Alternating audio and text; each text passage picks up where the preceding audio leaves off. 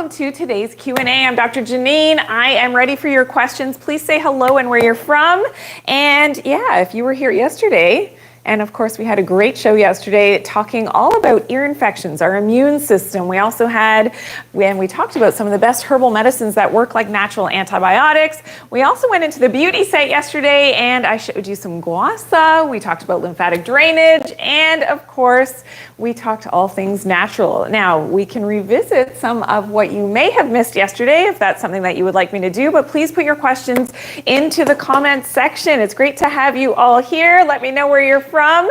And I also showed you ear exercises yesterday. So how many of you have tried those ear exercises? It is a fabulous thing that you can do, and teach your kids how to do this as well, because it's really important for that proper drainage, and in terms of the eustachian tubes, helping to get that blood flowing, great for the lymphatics as well. It's great to have you here. Ahi Chabala with vertigo. Okay, I can talk about that in just a second. Nick Pay, which can be related, vertigo can be related, of course, to ear issues, something that we didn't sort of make that correlation yesterday in the show, but it's great to have you here. Thank you, Nez Lahan from UK. Great to have you. Kaigan 777 from London. Thank you for tuning in.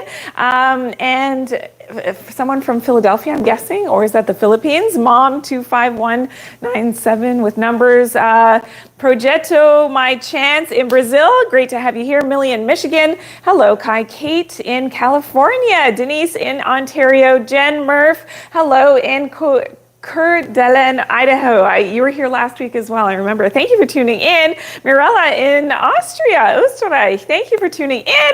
Love Austria. I've been there once. Loved it, loved it. So thank you for tuning in. So we have people from all over the world. Thank you, TikTok Eco, for following. It's great to have you here. So of course, if you're new here, we answer your questions. So I answer your questions. I'm a naturopathic doctor, and we always have a show on Tuesdays, and this is sort of the follow-up to the show.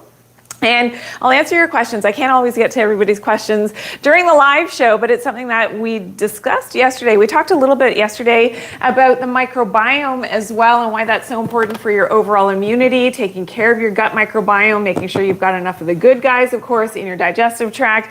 But it's so great to have you here, Philip, as well. So you haven't yet tried the ear exercises, but you did the lymphatic drainage. Okay, I love that. And that's something else that we covered yesterday, doing lymphatic drainage. Terrell 57 in Norway. Is it Kaheen? Did I say that right?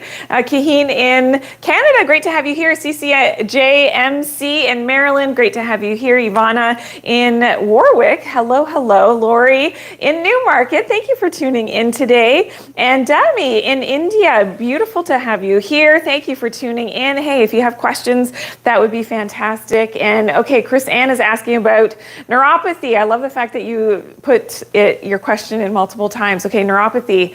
We have to think about what is actually happening, and the neurons need specific nutrients in order to function optimally. Two of the ones that we think about in terms of the myelin coating on our nerves is DHA, so more seafood, and maybe taking a high quality DHA supplement. That becomes very important for protecting your neurons so that, you know, they are communicating properly with one another, but also vitamin B12. And here's the thing, a lot of people have a B12 deficiency. You don't necessarily know it.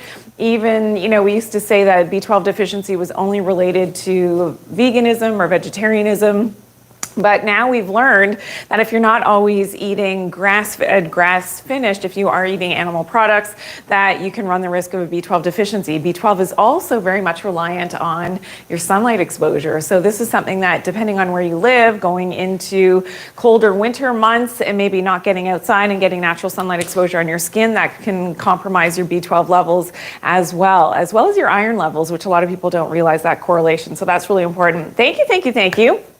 It's great to have you here. Eva, thank you for tuning in. As always, nice to see you. Tina Peters in Leamington, Ontario, thank you for tuning in. And Mirella, guten Morgen, great to have you here. Thank you for tuning in as well. Okay,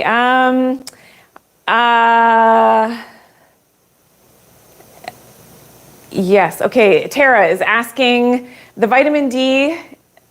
Oh, sorry. I'm not sure.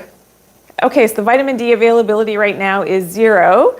Oh yes, okay, in terms of sunlight exposure, I was thinking of something else. All right, so if you are, it depends where you live, of course, so it depends on your latitude. So this is something that you can check. There's a great app, it's called the D-Minder app, and it will let you know in terms of your availability to be able to make vitamin D on your skin. So, for instance, I checked it before I came into the office today after I was outside for a few moments and the sun was out. It's a beautiful day here in Ontario, but I came into the office just before that. I checked the D-Minder app, and for me, there is a small window of opportunity today at the solar noon, which is at 1:01 p.m. So that I just missed it right now. My window of opportunity to make some vitamin D for myself is outside. So you can check that app. It will let you know basically you have to allow your location services on your phone to know exactly for where you're located, what your availability to make vitamin D on your skin. Now, for a lot of people, that is definitely going away.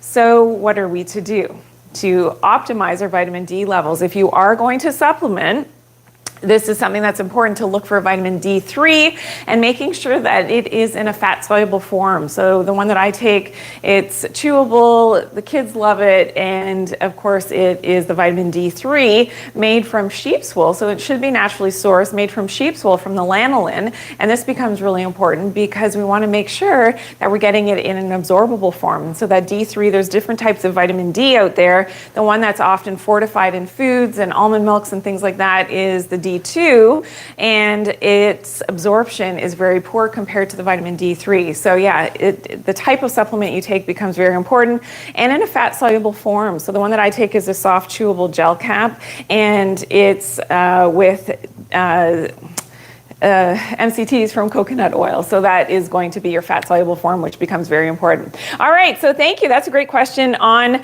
vitamin D and D3. It's called D-Minder, Nikita. It's called D-Minder is the app. You can check that out. Vitamin K, yes. So vitamin K, also a common deficiency, is something that we talked about in last week's show and the week previous to that. Vitamin K deficiency is related to now how well your bone density is going to, be able to hold itself up, as well as your teeth, the health of your teeth.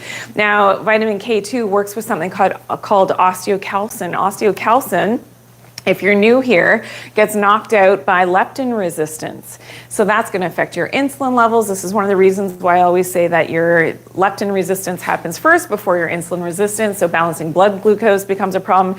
Your vitamin K2 is really important for the beauty aspects of vitamin K2. A lot of people are deficient in vitamin K2 as well. Again, if you're not always eating grass-fed, grass-finished, if your microbiome is messed up, then that can always be a problem in terms of your vitamin K2. And of course, vitamin K2 is going to direct your calcium where to go in your body, making sure that it's prioritizing getting into strong bones and into your dental. So for dental health, if you're prone, or your kids or your grandkids are prone to a lot of dental cavities, then you want to optimize your vitamin K2 levels.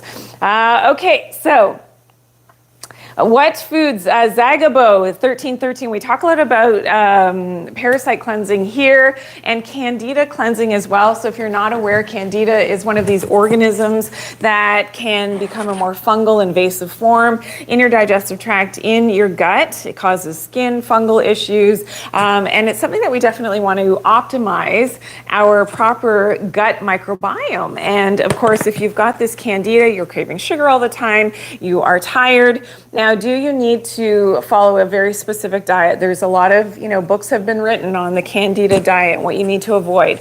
I do recommend, if you want faster results when you're doing parasite cleansing, here we go, Candida, that's a great representation of it here.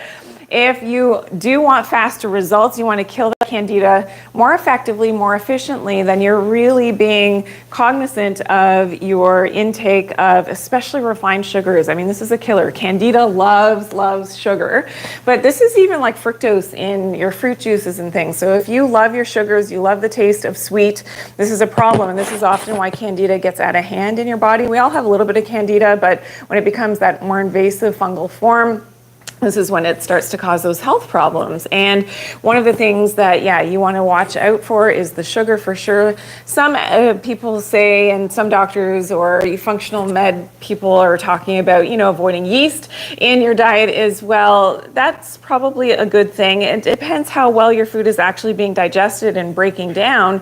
If you've got Candida, whatever you're not properly digesting and breaking down, if you have compromised digestion, that Candida is going to take over, and it loves to kind of digest. And alcohol is a big one too. That's really bad for Candida. Here you can see a symptom of Candida. If you have a white coating on your tongue, that is an indicator again of Candida. Now, if you do have itchy ears, something that we talked about yesterday, I didn't make that correlation yesterday with itchy ears and maybe chronic ear issues, that can be related as well to having that Candida. If you think about Candida and some fungal issues, often grows in a dark, moist place. So you think in terms of the ear canal, and if you're, that person that always has to itch your ears, that can be related to that Candida. Also in our sinuses, we can have a Candida issue, a fungal issue. So that becomes really important. And some of the things that we talked about, maybe we'll go to the tips really quickly in terms of how we can deal with those chronic ear infections, something if you missed it yesterday. And then we're going to go to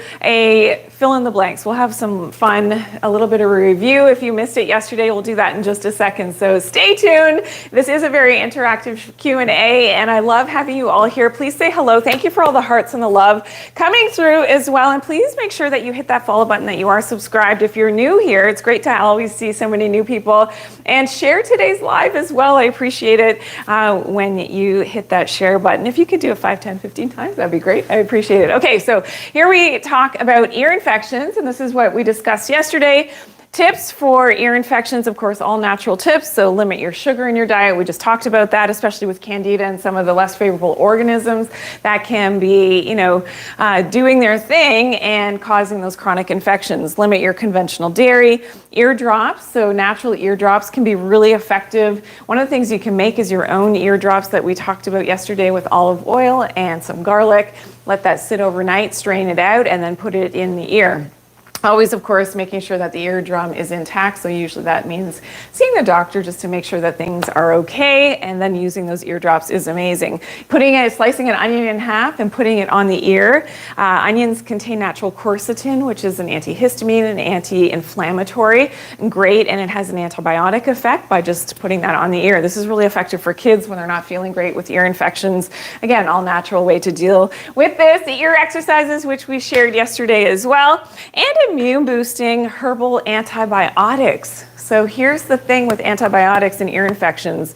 Conventional antibiotics for a lot of people, and this is what I saw in my practice a lot, especially the kids, is that you get prescribed. So you go in, Johnny has an ear infection, you get the antibiotic, and the ear infection seemingly clears up, and then 2 months later, sometimes even sooner, you're back with another ear infection and another round of antibiotics. And this is something that maybe isn't the best thing always for everyone, because those antibiotics, unfortunately, coming back to Lucy really quickly, when we talk about the gut microbiome, conventional antibiotics do a good job at really wiping out a lot of your good flora, your microbiome, which is over 80% of your immunity. So this becomes really important then to maybe find some more natural ways, and this is how I've always dealt with it with my kids and my patients as well, is to look at some natural herbal antibiotics. So still has the ability to strengthen the immune system, fight off some of those less favorable organisms that your body's fighting, like astragalus, echinacea, American ginseng,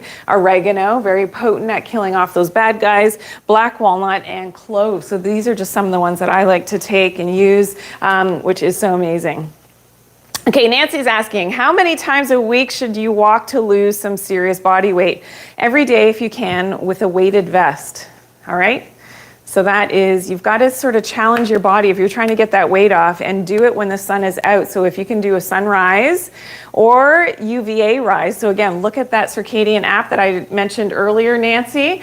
When the UVA is rising, that's a really opportune time to set up your circadian biology for fat loss. Okay, so take that weight, put on a weighted vest, and maybe start with just a 5-pound vest. And if you buy a vest that you can actually add the weights to, that is important. And Kesha, thank you for sharing today's live. Great to have you here. Thank you so much. I appreciate that. Gypsy, you shared as well. Thank you, thank you, thank you.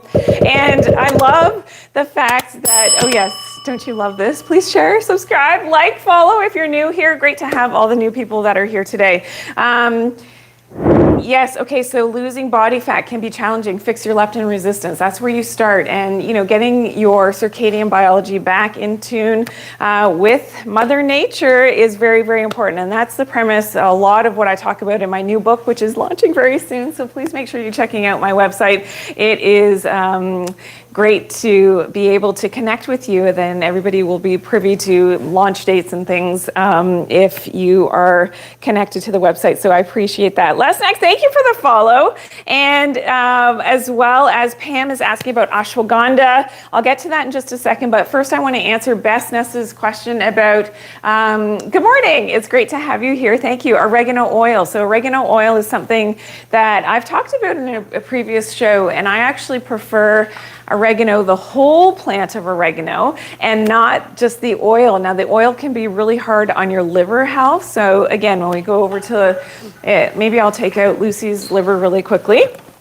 When we talk about compromised liver health, so the liver, of course, deals with our fats. It secretes bile, and bile helps with our proper fat digestion. Now let's go over here for a second because I'm going to show you the poop really quickly. Now, how do you know that your liver is maybe not doing such a great job at emulsifying your fats? And this could be related to your gallbladder health as well. The gallbladder, if you see that little green thing, I just flipped it upside down, but the green thing is your gallbladder.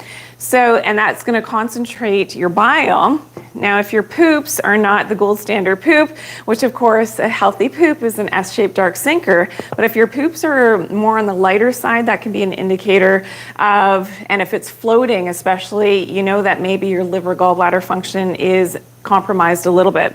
Now here's the thing with oregano oil, if you take it internally, it's okay maybe externally if it's diluted, it's very strong and it smells a lot. But internally, if you're taking just the concentrated essential oil of the oregano, it can be a little bit hard on your liver. So I don't like that. I don't prefer that way of doing it. If you're going to take it, take the whole plant so that the oil hasn't been concentrated. It still has that sort of antiseptic, antibiotic effect, Candida effect as well, kills the fungus, but it's a safer way, in my opinion, to do that, which is so important. So thank you for everybody tuning in today. So great to have you all here. If you are liking what you're hearing, maybe you're here for the first time, please hit that follow button. Make sure you are subscribed as well. Okay, let's go over here. I promised that we would do. Let's do some fill in the blanks. So we did this yesterday during the show. It's always so much fun. I love to test your knowledge. And maybe you're new here. Maybe you know a lot about natural medicine, or maybe, you are just here to learn. And that's exactly what I love to do. So let's go through this. Karen, thank you for tuning in from the Philippines. Great to have you here. Amazing, amazing, amazing. And Sharon is wondering, your nose feels swollen on the outside. Well, again, inflammatory processes. It depends what's going on. It could be allergies. It could be related to, the fact that maybe your body's fighting something, and it really does depend on what's happening with you specifically. Okay, Lisa is saying you're an RN and work the night shift, have slowed down significantly with activity since you're always so tired. You fast constantly, sleep so much. Is that unhealthy as well? How can I start a workout routine? That's a great question, Lisa. I love this question. I actually talk about shift work in my new book, so please make sure that you're connected with my team and with my website so that you can definitely get very specific information. I actually do have a couple videos on shift work, so please look at those tips. It's very important that you're syncing your circadian rhythm with the light and dark cycle, which yours is going to be mostly reversed. But there are tips that I share that you can really help your circadian biology, because that is probably the number one side effect of shift work. So put in a 1 in the comments if you know, or if you are someone who does shift work. One of the number one side effects is weight gain, unfortunately. It's very difficult because it's gonna affect your leptin signaling. And check out all my videos on leptin resistance as well. So that is a great question. And please, make sure when my book comes out that you're gonna hone in on that and learn a lot about fixing your leptin. All right, Alexandria is taking, what can you take to suppress my appetite? Actually, that is a great question. Maybe something we can talk about in next week's show, because we're going to talk about sugar addiction. And I have some favorite herbal medicines that are fantastic at sort of dumbing down your overzealous appetite. And there's different protocols that I share depending on the person in terms of, especially if it's for sugar and sweets and all the wrong things, that you can really downplay that overzealous appetite. Fixing leptin is going to be, again, a cornerstone issue there as well to suppress your appetite, because of course leptin, just really quickly before we go to the fill in the blanks, leptin is secreted by your fat cells, and it's something that is going to tell your brain that you have enough food. Now, if you have leptin resistance, so the brain, the hypothalamus isn't getting that proper signaling from your fat cells, from your leptin, then you're hungry all the time. You keep gaining the weight, but it's because of the chemical signaling that's happening. This is very much connected to the light that your body and your mitochondria are actually able to read energy from the environment. So, and that has to do with the grounding as well, which we're going to do the fill in the blanks.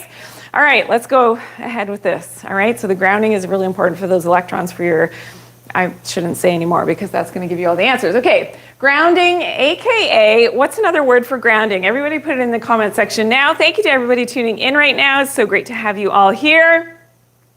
It is so fun to always do the lives, and if you're new here, please make sure that you are subscribed. Thank you for sharing today's live as well. If you can hit that share button, that would be great. Denise, you've got it.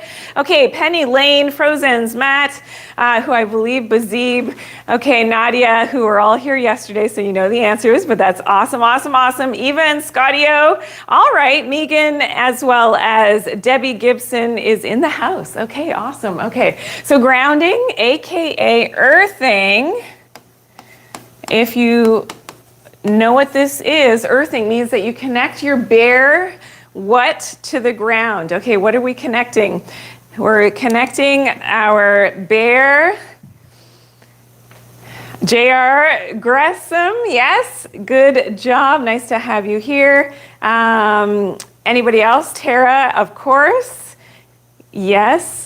Frozen's Matt, I'm glad, because we learned something here, because the answer, my preferred answer, a lot of you are getting. Some of you are saying another answer, but my preferred answer, Philip gave both of them, right? Skin or feet. So your bare skin, ideally, because it doesn't necessarily have to be your feet. For instance, if you were to do downward dog, so your feet and your hands are connected to the earth. This is a great thing.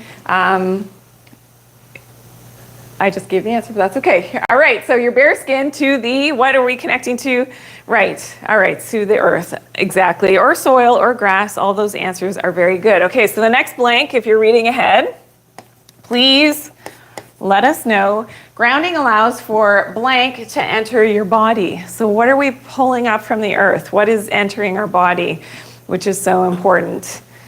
All right. I'm waiting. Okay, so what are we pulling up? Philip, almost. Yes, Tara, good job. Marlene is here as well with the right answer. Nice, nice. Wellness with Mona. Yes, more specifically though, wellness with Mona that I'm looking for. Blue sky, yes, Gretchen, SC Hawkins.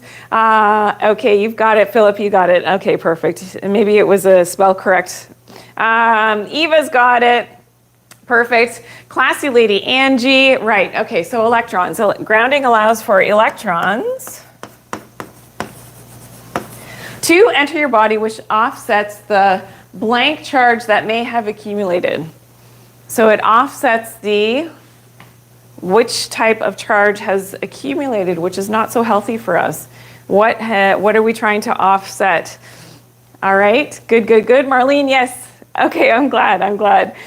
Okay, right, so the positive. So offsetting the positive, is that legible? Yeah, that's just my short form. The positive charge that may have accumulated. So blank charge is correlated to inflammation. So what type of charge is correlated to inflammation? Everybody's got it. Alcredo, yes, you've got it. So positive, again. So those the people who do have a lot of positive charge in their body, the protons, that is correlated to the inflammatory response, as is leptin resistance. So that's kind of another way to look at things in terms of chronic inflammation. One of the tests that you can have ordered in your blood work is called the highly sensitive CRP. So that's not something that we mentioned yesterday. I've talked about it in previous shows, but you want that number to be very low, like one and lower. Most people are not. If you're an adult over the age of 50, it's going to be over the number 1, but you want to get that highly sensitive CRP down as low as possible. All right. And okay, so our blank need electrons to produce energy. What's the last answer here, everyone? We will do maybe a multiple choice question as well in just a second. Oh, Nancy, I'm so happy to be able to, live stream and teach you all. It's my pleasure. It's so fun. So that's such a nice comment. So thank you so much. Okay, we've got it. Tara's got it. Marlene has the answer as well. Philip, Mary Moore, good job. Penny Lane 160. Nice job, everyone. Tisha also has the answer. Eva and Scottio, as well as, who else has this? Olcredo has the answer. Tisha Anderson 3CS, Bazib, of course. So the mitochondria. Need to read that electron signal to function optimally, to be able to produce that energy. All right, great job, everyone. Give yourselves a round of applause. And of course, please continue to share the love. Thank you for sharing today's live as well. One question that did come in that I wasn't able to answer yesterday during the live show was talking about allergies to fragrances. So how is this connected to everything? So one of the things that we talked about was the Candida. And if you do have a sensitivity to, and maybe a fungal overgrowth of Candida, this is plaguing your health. Again, you have the white coating on your tongue, you crave a lot of sugars, you crave alcohol, you've got gas and bloating, you wake up with a nice flat tummy, but then as the day goes on, your tummy becomes very distended. This can be related to that Candida. And it is something that, so if you have a sensitivity to fragrances, now we know that fragrances are super toxic, but at the same time, if they make you feel sick, you get a headache to certain fragrances, then that can be an indicator of course, Candida. Now the reason being is that Candida creates aldehydes, and now you have an aldehyde overload, and most fragrances have aldehydes. So it's like it hits you, and it's something that's gonna, just be overwhelming for your body, and that's why you react to get the headache or whatever to the fragrances. So it's something related to Candida, sugar addiction as well, which we will be covering in next week's show. So please tune in, of course, next week on Tuesday at 11 a.m. Eastern Standard Time. That is the Doctor Janine Show. We go through different topics every week. Next week, we will be talking about that sugar addiction, Candida as well, leptin resistance. So make sure that you tune in then. Okay, should we do the multiple choice question? A really quick review. Let's do this really quickly. Let's see how everybody does today. And this is, again, is so much fun when we do. I love doing the fill in the blanks and multiple choice questions. It's fun for me as well. Okay, now here we go. Which of the following can you ground yourself on? Everybody get your answers in, and let's see how everybody does today. Now, of course, if you were here yesterday, you probably remember the answer. But Philip, you're right there. You got it really quick. I think he was the first to answer. Tara as well. Good job. All right, blue sky. I'm glad. So I always tell my kids, it's not always terrible to get the wrong answer. That's how you learn. You learn always in life from your mistakes. So that is, I think, a good life lesson. All right, we got this. Eva, yes, of course. Mary Moore, yes, love it. Here we go. Lisa as well. Catherine, good try. Patricia, good try. Alcredo, good try. Yep, how do we ground ourselves? Remember, grounding, pulling up those electrons, very anti-inflammatory for our body, which our mitochondria needs that energy. We did that in the fill in the blanks, of course. So the answer is E, all of the above. So I know a lot of people yesterday, they thought that grass is the only thing that you can ground yourself on, but no, you can do it on your basement cement as long as there's not a barrier underneath or a thick coat of paint, so just the actual concrete. This is important, and the garage door metal frame is connected into the concrete, and the garage door And the garage floor is usually grounded as well, as long as there's not a barrier underneath there. Grass, of course, rocks as well. And of course, the answer was all of above. So congratulations to you all. That was fantastic. Any other questions that you may have had that I missed? Can a wood deck kind of give earthing benefits in natural wood? That's a great question, Eva. Probably not. Yeah, you've got to get out, and because we have a wood deck and I go out on the, you have to get out onto the concrete, onto the grass, onto, or jump, if you have a pool, jump into the pool, salt water, in the ocean, into a lake. That is going to help you to ground as well. Asphalt, not so much. No, it's not a great conductor of electrons, so I'd have to say no to the asphalt. Okay, Nikita, great question. This question came up yesterday. How long do we need to ground for each session? It really depends on what your goals are for your health, how much time you have. So ideally, you do this first thing in the morning, at the very minimum, like 30 seconds. The great thing about grounding is that when you connect, so you actually are bare feet or bare hands or whatever on the earth, it's almost instantaneous. It's like they've tried to measure it. It's so quick that it's almost immeasurable how quickly you start to bring up those electrons. Now, if you're someone who's very tired, you have autoimmune conditions, you are sick, you're dealing with some diagnosis, some illness or whatever, then you're going to want to do that longer. If you've got a headache, we talked about that yesterday, lying down on if you've got a bad headache. I did this myself. In the summer one day, I just had a bad headache. I don't know why. Laid down on the concrete and had my head actually connected. I could actually feel, I'm sensitive, but I can feel these things. I could feel just my head getting better immediately, that it was bringing up those electrons, which again is anti-inflammatory, which is important. All right, yes? Yeah, okay.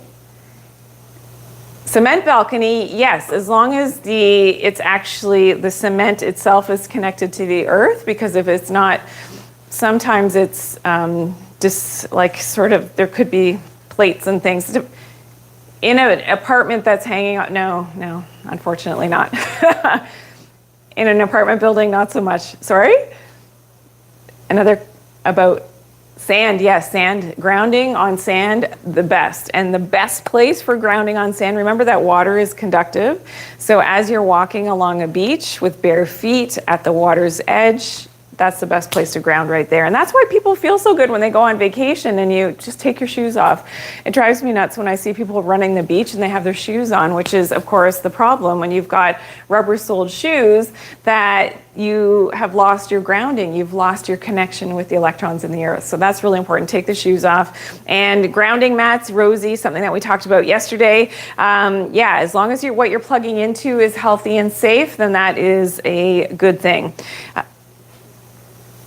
Hugging a tree, yes, you can ground in that way as well. Yeah, absolutely. And touching the leaves of the tree, it depends on the size of the tree, and again, what type of earth the tree is growing in. Hopefully it's healthy earth that doesn't have a lot of electromagnetism beneath the earth's surface, which if you're close to an urban area, then sometimes that could be somewhat problematic, but I don't want to scare you away from that. Just whenever you can get out into nature, that's going to be the best thing. Out into natural environments is going to be the best, like in the forest, like forest walking. Does anybody know what forest walking is called? I believe in Japanese. I'll leave that as a cliffhanger for, maybe we'll talk about that next week. I have it in my video. I'll give you 5 seconds. Does anybody know what it's called? Do you have to be barefoot, Robin? Ideally, socks is okay. So either cotton, so you want it to be natural socks. So either cotton or wool socks, you can still ground through that. Does anybody know what it's called? Forest bathing, yes, but what is the other term? I believe it's Japanese. I'm pretty sure it's a Japanese word. Okay, we'll leave that as a cliffhanger, but forest bathing is what I'm looking for, and we'll talk about it next week. All right? Awesome. Nobody's got it? Forest bathing. I talk about it in one of my videos, so I'll leave you with some homework for next week, okay? Thank you so much for tuning in today to today's live Q&A. It was great to have you all here, and thank you. Make sure that you're checking out my other content. Make sure you are subscribed, you are following, and of course, we'll see you next week for Tuesday at 11 a.m. Eastern Standard Time for the Dr. Janine Show. Okay, we'll see you all then. Bye.